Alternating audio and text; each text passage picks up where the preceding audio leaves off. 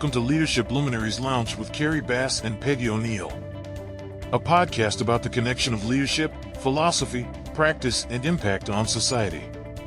Get ready to be illuminated. Hello, everyone.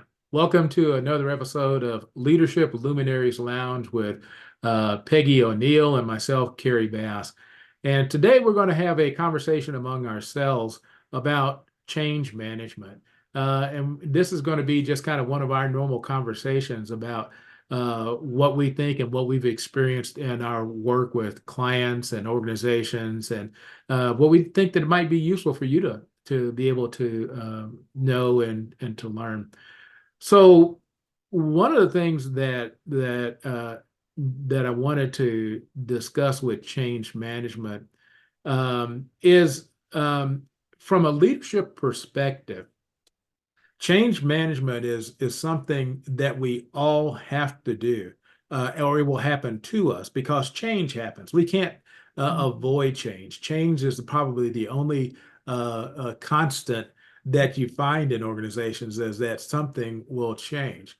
But the way to get through successfully and get your organization through successfully on the other side is to do it intentionally. And it begins with the leader being able to make that decision that now is the time to change. And so I wanted to get with Peggy from her perspective of coaching and working with a lot of leaders.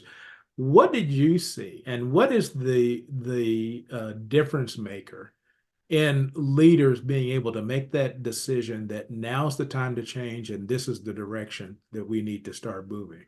Really talking with leaders about change, I think about it really like that there's not like a time to change, really like what you talked about, that it changes a constant. So it's really more like, am I leading with that understanding that change is always happening, instead of, but of course, most leaders get into routines and habits, and we're just doing our same old. And so the idea when I work with people is, how can we also bring in to the regular way of thinking and doing business every day is thinking about change. It's always thinking about what's happening in the world, what's impacting me, what could impact me, bringing that to staff meetings, bringing that into conversations, and really thinking about just notice it constantly. Well, so I'm having trouble articulating this because I'm gonna have to say two things at the same time, which is not possible. So I'm gonna have to say one thing and then the second thing. So the one is to be always noticing, in a way, how can I improve this, but not like there's anything wrong or that I need to improve it. But it's more being there with that overall sense, vision, feel, and energy of wanting to be like on the edge all the time. Well, what's the next thing? Where are we trying to go? And is what's happening in alignment with that? So staying in that conversation is what how I would respond to that question. But then the other component, the direct answer to how do I know when to change? Well, I guess I'm going to stick with what I said. It's because if I'm waiting till there's a time for, like, oh, now I need to change, we're a little late at that point. Yeah, exactly. I'm glad that you put it that way, because you and I have talked about it a number of times before too. Is one of the fundamental responsibilities of a leader is to be strategic, to be forward-looking, and it's easy. Not easy, but a craftsperson or somebody that has a specialty or whatever, they can live in the moment and they can focus on what's in front of them right now.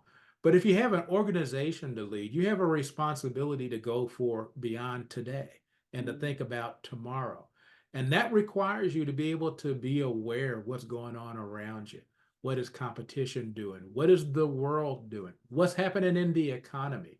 What's happening with people that work with me? What are the challenges that they're facing? Right. And then what does that mean as far as the value that we're producing? And even to the point of, are the products and services that I'm delivering, are they going to be valuable tomorrow? And so if they're not valuable tomorrow, what are we going to do tomorrow? And that's my responsibility as a leader to start thinking about that. And if I choose not to think about that, then the change will happen and it'll change without me. And then all of a sudden we have to react to what's happened to us versus preparing for what can come ahead. Yeah. And I mean, it's such a, I mean, to me, it's a fun idea. It's an interesting thing because we've heard of so many businesses over the years that have gone out of business because they thought, oh, we've got this thing figured out, whatever it is. And so it's to really to not ever think that way, not to ever think I've got this figured out. But then I'm trying to stay in tune with the forces of business, the forces of the universe. They say some of the best leaders, if not the best leaders, are leading with their intuition. They sense into what they call a problem. To me, it's not a problem. It's just something that's in front of me right now. But they sense into things. And so am I spending some time during the day or regularly anyway, kind of sensing into the future, where I've got this business, this organization, this enterprise, and what am I sensing is next in this field? What am I sensing is next in this domain, or even in my organization? And what's my sense of maybe is there even a structure change in my organization because I'm not thinking, okay, I've got this solved. This is the structure and this is it. But it's just really paying attention. Oh, the other thing, back to your first question, how do I know when it's time to change? Is if I'm really paying attention every day. And by paying attention, I mean listening in conversations, paying attention to the mood, paying attention to the relationships, paying attention to, again, what's happening in the world of business, then I'll just naturally have new ideas that I'll be bringing to conversations and be bringing or be thinking about for ways to enhance how we go about doing business within the organization and out in the world. So, So what do you think about that? I agree. And one of the things though that I've found that individuals and people and leaders can sense that the world is uncertain and things are going to need to change. But there's a great deal of uncertainty as to how to get there. How do I go from where I'm at to where I need to be? And so that gets to be an area of specialty that I focused on in the change management process. And so there's a number of models that are out there for change management. One of the ones that I subscribe to is by an organization called ProSci. And they have what they call the ADKAR model, which is an acronym that is based on five modes of getting through successful change. And that is awareness, desire, knowledge, ability, and reinforcement. And that's their acronym, but it really boils down to similar models throughout different organizations and different change frameworks. And so the thing that I've sensed then is that unease comes on leaders and organizations, and even people in the organization can say things have got to change. I see some things that are concerning, that says that we need to be prepared to go in a different direction. But then the question gets to be is, what direction is that? And so that's that first part of that model. And it's also a responsibility of the leader to be aware and listening as where is the opportunity? Where is the need? And what's the value that's required to be able to be successful in that. And I'm wearing my Lean Six Sigma Master Black Belt pin today, and so I'm thinking in terms of oh, that's one of them anyway. Thinking in terms of that continuous improvement model, and also benchmarking. That's where you need to be aware of who's doing something that looks like me or has similar capabilities, and what are they doing to get to be that next area. Have you seen people I guess actively engaged in benchmarking, or do they don't want to see anybody else and they just want to keep their head down and think that I'll just force this Oh, both. I guess I've never worked with anybody that seriously undertakes benchmarking. They might go through a period of time where they do that, but I haven't seen anybody consistently do that. Have you? Yeah. Well, and benchmarking in the standpoint that I'm talking about is less formal, like less of that classic benchmarking where you actually have Oh, set of parameters. What I'm thinking about is more in terms of an exemplar of somebody that's moving in the direction that you want to go. For instance, let's say that I know that I need to change the technology. I need to be more technically adept and need to be able to use the commonplace technology. I need to have my own website. I need to be able to do get an app working. I need to be able to do online scheduling. I need to be able to do self-service. Those type of things will make a difference because I can't afford to have anybody. I can't have anybody now continuing just to do things like scheduling for us. So how do I make that change? Well, that's where you need to see what are you experiencing in your own life that's utilizing those technologies. Chances are you probably got some awareness things that says, yeah, I can start doing that. I can pay my bills online via the bank. I don't have to sit down and write checks anymore. Or I'm doing it via QuickBooks and it's getting reconciled in real time. I pay with my credit card. It goes against my accounts payable, and my accountant does all the rest of the reconciliation for me. So that, I don't have to do all of that stuff. And being aware, well, if that solution exists in that area, there must be other areas that can help me in my organization. Um, One of the things I like you're talking, so to expand on what you're talking about, like you've got that specific model. What I often work with model wise from work helping people think about change is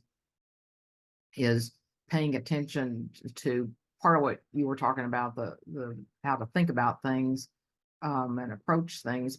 And in addition, then, is my body aligned with the change I want to make? So if my body is pretty complacent and routine and average and kind of dull or kind of just getting through the day, then I don't have a body that can take on big change. So I might want to exercise more, move faster, or do something that's aligned with change. And then am I thinking change? And am I talking change? And what kind of emotions come up when I'm thinking about change? Do I get afraid? Do I get excited? And then working with those emotions, because if all that isn't in alignment with change, with the model you're talking, we've talked about how you have a wonderful systems approach, and then the being approach is what I bring to it.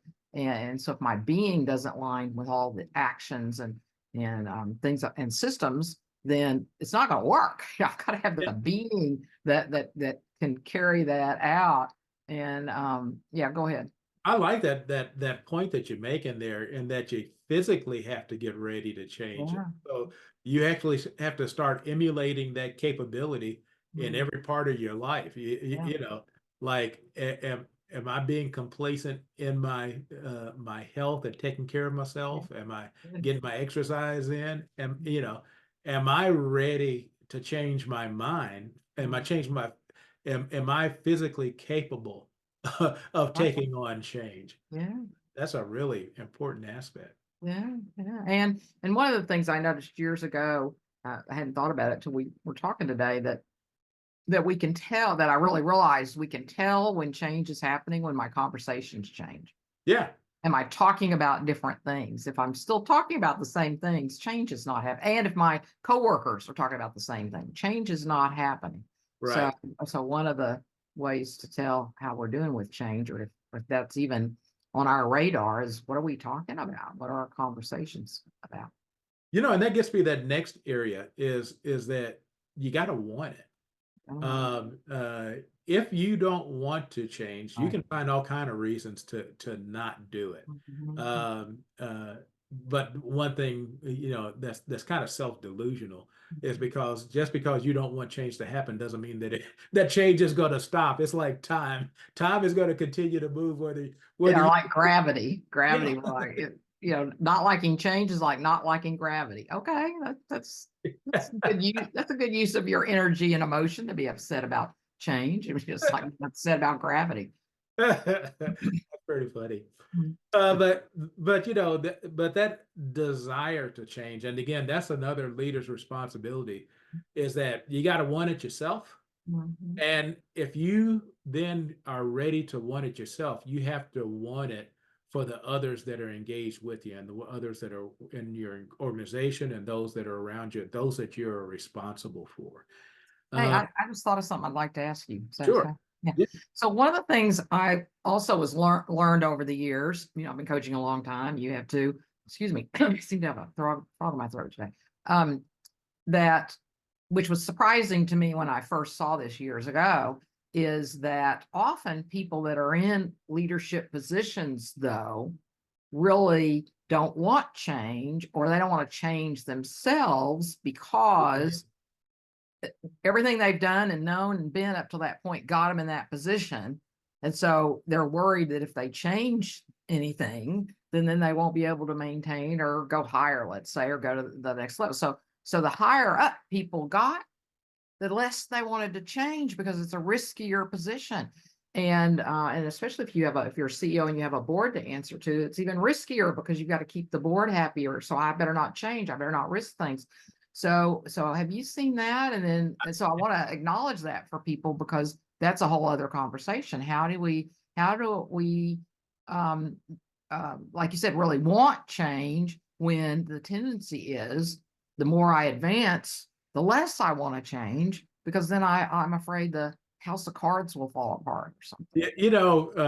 I have seen that, and while it's probably not the best way to think about it, but generally what I've seen is that when the level of fear of failing, having everything dissolve around me is less than the fear of change, that's when change occurs. If they're so comfortable that I don't have to do anything, if this is comfortable for me to stay here, and I can see that even if there's risky things that happen, bad things won't happen to me, or at least they believe that, they are less willing to change.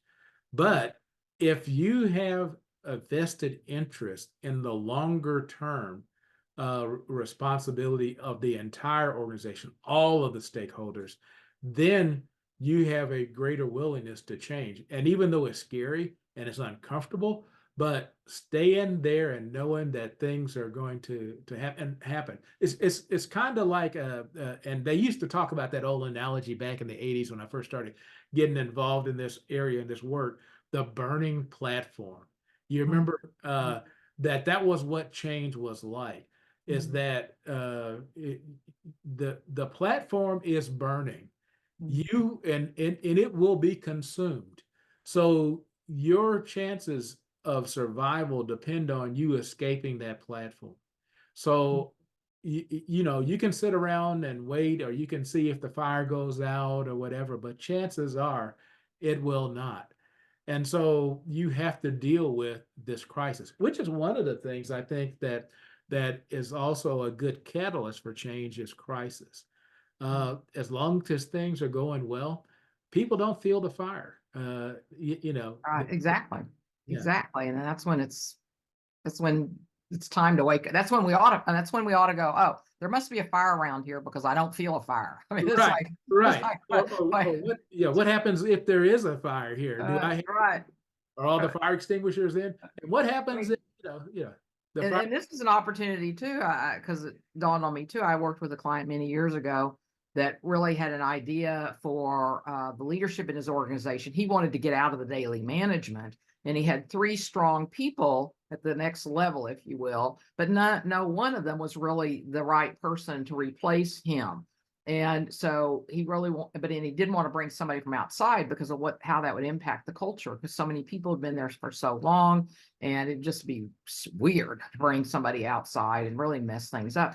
So we talked about it, and we both agreed we try with this team of 3 people, even though that's kind of a different way for most organizations to run, for a team of 3 people instead of the one CEO.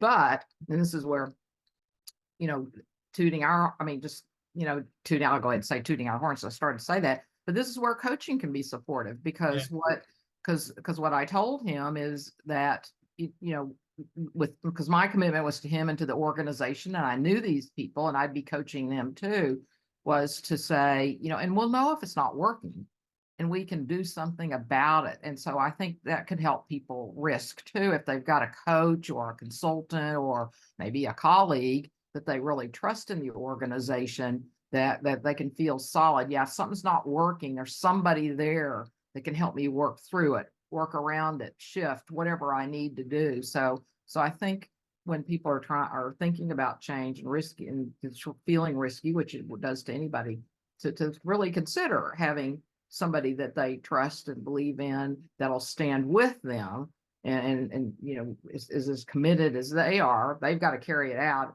in a coaching relationship, but so that they've got a bit of a, not a safety net, but a bit of a, what would you call it? A bit of a, a mirror, somebody there to help think through, and to be able to notice if we're in trouble or we're starting to get in trouble. So it's not just me all alone. So I think that can be critical too, for people that really recognize that just being ready for change all the time and really living that way, to have somebody in their wheelhouse that's right there with them. And you bring up one of the points that I found that's different than that, that ProSci ADKAR model. And basically there's a 2-lead process of ability. The leader needs to look at his or her immediate team. Who are your support leaders that are part of your team?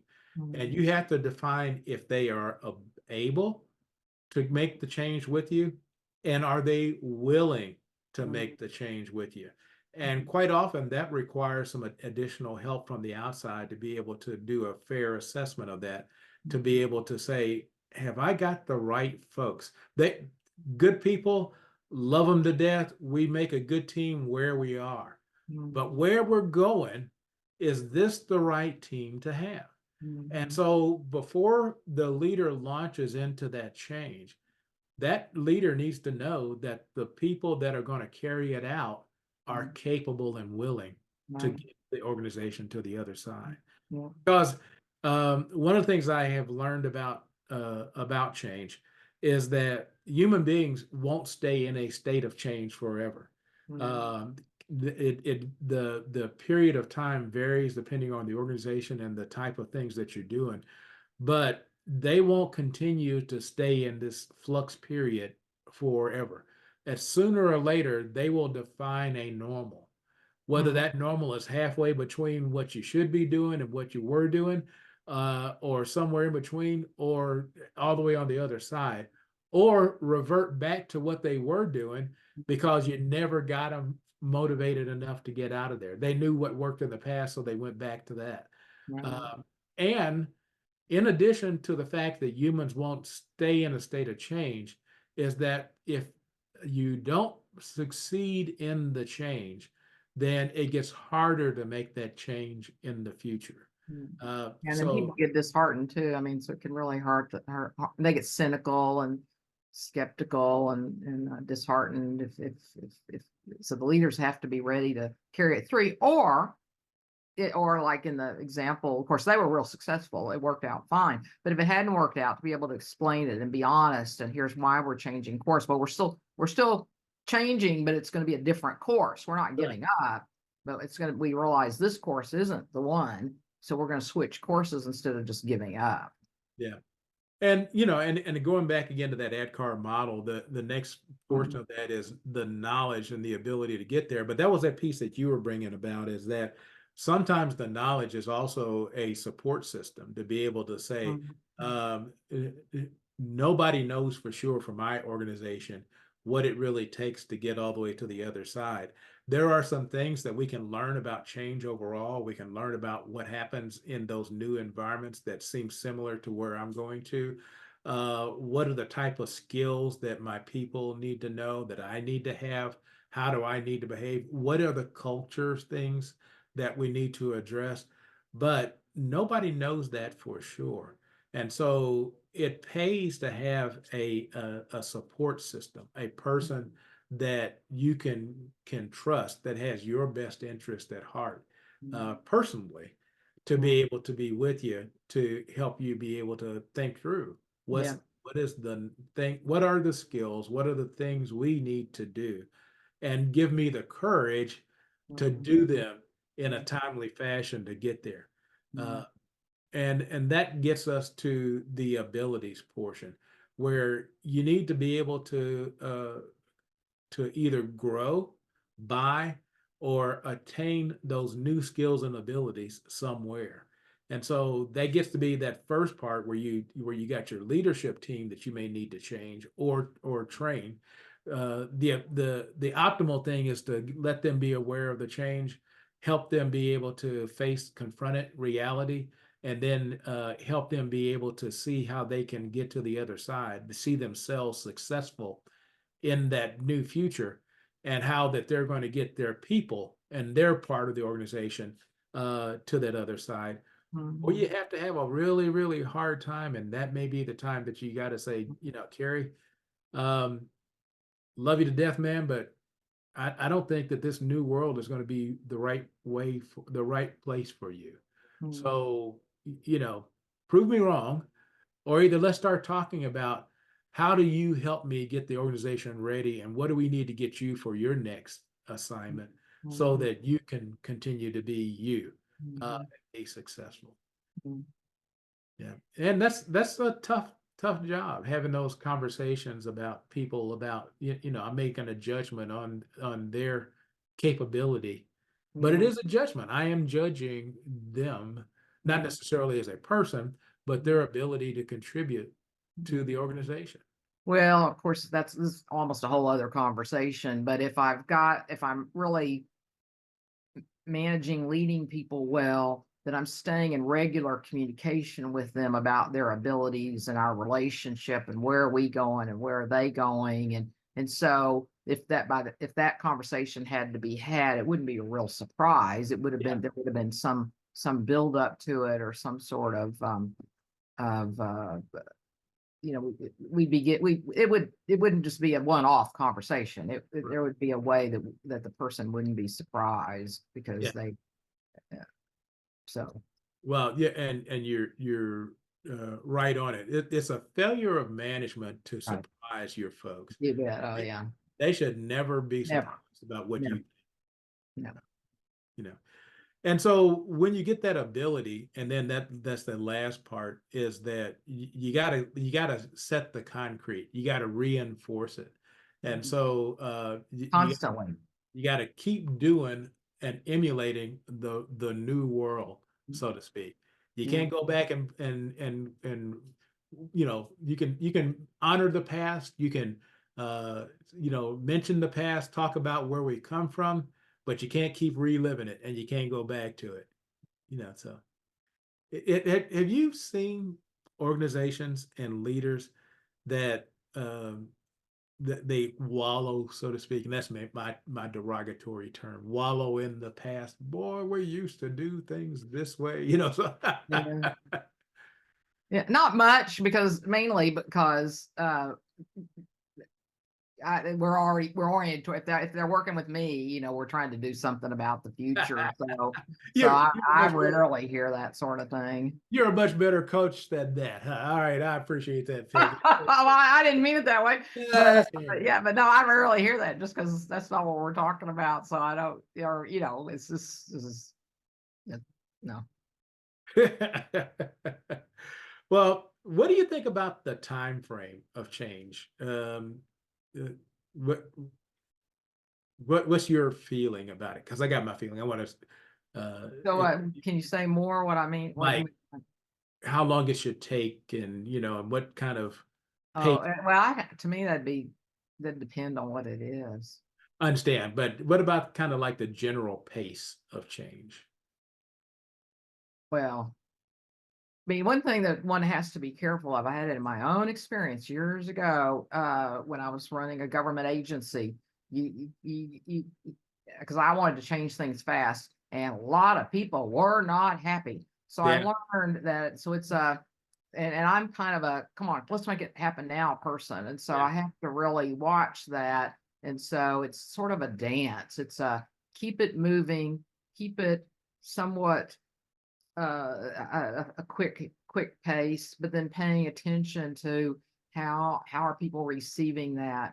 Are we adjusting too slow, too fast? So I think it's more of it's a managing of the energy, and it's paying attention and pacing it with it's kind of like exercise. You see how far somebody can go, what their body will take, but you don't quite get it pushed too far. So it's kind of like that. It's being able to pace it, pay attention to it. So I think it just depends again on those people, the situation, what the change is. But you do want to keep it moving, like you said a while ago. Definitely keep it moving, but it's got to be slow enough, because we're biological creatures. So we can't. That's why we can't lose 100 pounds in a day. So the same sort of thing with the change we're talking about. We've got to give our bodies time to adjust, our thinking times to adjust, our emotions able to keep up with it. If we move too fast, it could be too frightening or too much adrenaline, that sort of thing. So I think it's taking all that into consideration. So what about you? I agree with what you're saying, and but I have kind of a generality and a little cliche that I always like to say: time is not your friend. And so the longer it takes you to get on the other side, the harder it is to get there. So my view is, taking into consideration what you said, you can't move faster than the organization and the people in it are capable of but you can't let it be a slow pace. Yes, you're right. Yeah, I'm with you there. Oh yeah. Yeah, so you almost have to press. You have to press a little bit. Yeah. And I like that exercise analogy. Is like you're training for something. If you don't keep pressing forward a little bit, your body gets used to where it's at. And so you need to keep moving farther and farther toward the goal of where you want to be. Yeah. Running is not my thing, as you can tell. So I used to run. I haven't now. I walk, but I used to run. I've never been a runner. I'm more of a strength guy. But I need more strength stuff. Well, I used to be stronger too, and now I'm kind of diminishing there also. But the idea is that you need to continue to stress the body to be able to achieve more. If you're going to lift heavier weights, you got to add more weight. And another thing that I think a lot of leaders and other people don't quite recognize is that people can act like they don't want change up front because they think they don't, but people actually love change if you've enrolled them well, because it says we're going somewhere, we're doing something, this is interesting, this is enlivening, sometimes they'll go kicking and screaming like, I don't like this, and why are that's just human bratty behavior that we learned as kids. And so for leaders to acknowledge it, what needs to be talked about, but to not believe it, because people actually love to be challenged. They love to be pressed. They love because it says, I believe in you and I want you as part of this team and we're capable and you're capable. And so I think there are leaders sometimes that get afraid, oh, they might be unhappy or they, they whatever, instead of, no, it's a whole other way of thinking about change, which is that people are bored at work. A lot of people are bored. Yes. That's why you've got people resigning and people, what's it called? That passive resignation at work. Yeah, What's it yeah, called?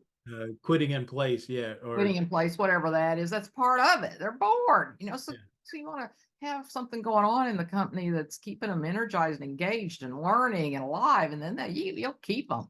And then you won't be losing so many people either. I like the way you put things, Peggy. The normal human bratty behavior. I want to Oh let my yeah. brat come out, so Yeah. At work when we were younger, I don't like this. So mom and dad said, okay, we won't do it. So we learn it somewhere along the way. And so we think that's going to make a difference when we get older too. And so just, just ignore it or, say, okay, I hear them. You want to hear people, but then don't believe it, and, that's too funny. But that's a great point. That's a great point. Don't let people deceive themselves or you. yeah, I like how you said that. Yeah, because that's all they're doing. They're just, it's just a lot of complacency in our society right now. It's a real problem. And Yeah. so you're going to get that in the workplace too, just because our society is really comfortable for the most part. And so can people think that's what they want? But that's also why they don't experience a lot of meaning and joy and fulfillment in life, is because Yeah. they're not actually growing and moving into the new, which is always, as we Right. said, as you said at the Right. very beginning, everything's new in every moment and actuality anyway. Change. Well, Peggy, this has been another one of our fun conversations. Yeah, great conversation, Kerry. And I enjoyed it. Any final words that you want to have in telling folks to be ready to take on change? Just have fun. I think we so much we make life all so serious instead of, and I'm one. I mean, I'm singing to myself here, but to lighten up and think, it's to get used to change and to enjoy it and have fun with it and be creative. I mean, we're naturally creative beings as well, so allow that creativity to come forward and just have fun, enjoy, appreciate each other. That's great. Well, Peggy, thanks again for another wonderful conversation. Look forward to our upcoming ones here in the next month or so. And we're going to be talking about AI and how we can lead through that coming up also. A magnificent area of change that all of us are going to have to deal with. So until we come back the next time, let your light shine, even though it's changing. Have a good one. Great.